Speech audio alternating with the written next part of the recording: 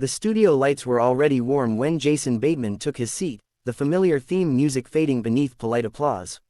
He smiled easily, offering a small wave to the audience, every inch a seasoned guest who had done this 100 times before. His posture was relaxed, jacket unbuttoned, hands loosely folded in his lap. He was there to promote a new project, something he'd spoken about with genuine pride in recent interviews, and for the first few minutes everything unfolded exactly as expected. Joy Behar opened with a playful jab, teasing him about always playing the reasonable guy on screen. Jason laughed, leaning into the joke, tossing back a self-deprecating remark that drew real laughter from the crowd. The other hosts chimed in, and the conversation flowed smoothly, stories from set, anecdotes about directing, quick banter that felt light and friendly. Jason's timing was sharp, his humor dry but warm, and the audience responded with steady applause. Then Joy shifted gears. "So Jason," she said, tilting her head slightly, "you've been pretty quiet lately about what's going on out there. Don't you think actors have a responsibility to speak up more?" The change was subtle but unmistakable. Jason's smile lingered, though it softened at the edges. He nodded thoughtfully before answering, choosing his words with care.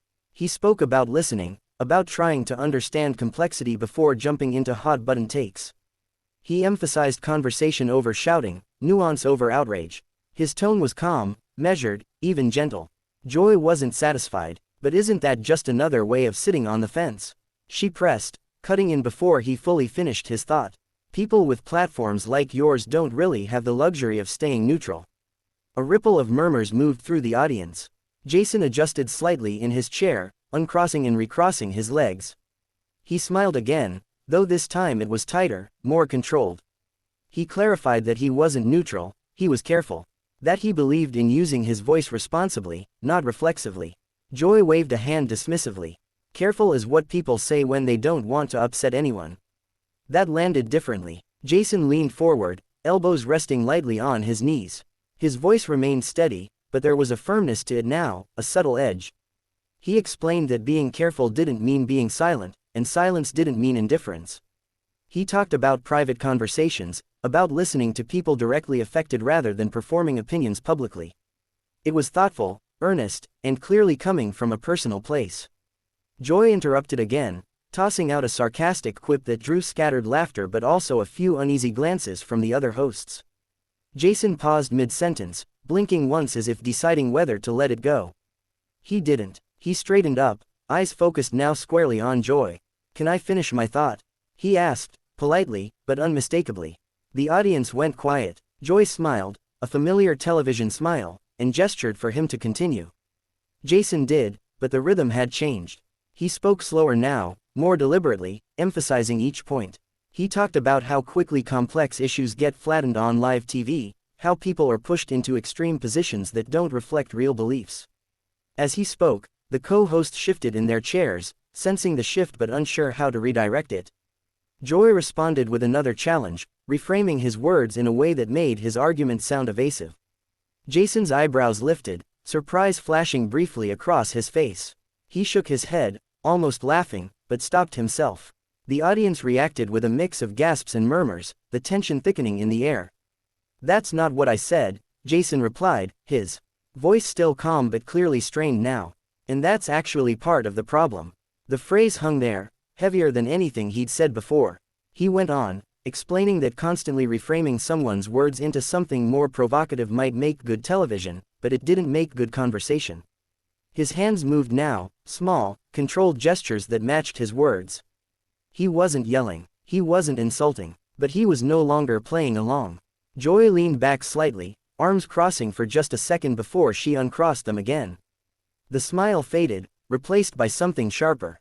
The audience could feel it, that electric sense that something unscripted was unfolding, something live and unpredictable. Jason took a breath, clearly trying to rein himself in. He glanced briefly toward the other hosts, then back to Joy. "I'm happy to disagree," he said. "I'm just asking not to be talked over or turned into a caricature." The studio was silent when he finished. No laughter, no applause, just the hum of the lights and the awareness that the conversation had crossed a line it wouldn't easily step back from. The silence didn't last long. Joy inhaled sharply, leaning forward as if the pause itself had challenged her authority. She reminded Jason, and the audience, that this was live television, that debate was part of the format, and that tough questions came with the territory. Her tone was sharp but practiced, the voice of someone who had weathered countless on-air storms. A few audience members applauded, giving her momentum. Jason nodded once, slowly, acknowledging her point without conceding it. But when he spoke again, something had shifted. The careful diplomacy was still there, yet it was layered with exhaustion. He said he understood the format, respected it even, but there was a difference between debate and distortion. His words were precise, almost surgical. He pointed out how quickly conversations turned performative, how outrage often replaced listening, and how guests were expected to either play along or be painted as villains. Joy shot back immediately, accusing him of lecturing and turning a simple question into a monologue. The crowd reacted in waves, some clapping, some groaning, others sitting frozen, unsure who to side with. One of the co-hosts tried to interject, offering a softer transition, but the moment slipped through her fingers. The energy was too charged now. Jason exhaled audibly, a sound picked up clearly by his microphone. He rubbed his hands together once, a small, grounding gesture, then looked straight at Joy. "I'm not lecturing," he said. "I'm explaining why this feels unfair." His voice didn't rise, but it didn't soften either. "And I think people watching can tell the difference." That line hit hard. A loud mix of applause and boos erupted, louder than anything before. Producers waved frantically from off-camera. The red light blinked, signaling they were burning time, but neither of them backed off. Joy laughed incredulously, shaking her head, saying viewers didn't need a civics lesson from a sitcom actor. The jab was quick, sharp, and unmistakably personal. Jason's expression changed then, no anger, no theatrics, just a clear, controlled resolve. He stood slightly in his chair, not fully rising yet, but enough to signal he was nearing a breaking point. "That's exactly it," he said. "This, right there, that dismissal. That's why people shut down." The studio felt like it was holding its breath. Even Joy paused, if only for a fraction of a second. Jason continued, explaining that respect didn't mean agreement, and disagreement didn't require ridicule. He talked about how conversations like this pushed people further apart instead of bringing them in. His voice cracked just slightly, not with emotion, but with intensity held too long. Joy responded, defensive now, insisting she'd been doing this for decades and wasn't about to change because a guest felt uncomfortable. The applause swung back in her direction, emboldening her. Jason listened, arms at his sides, shoulders squared. When she finished, he nodded once. "I didn't come here to fight," he said quietly. "I came here to talk about work I'm proud of and ideas I care about. If that's not possible, that's okay. But I don't need to sit here and be talked down to."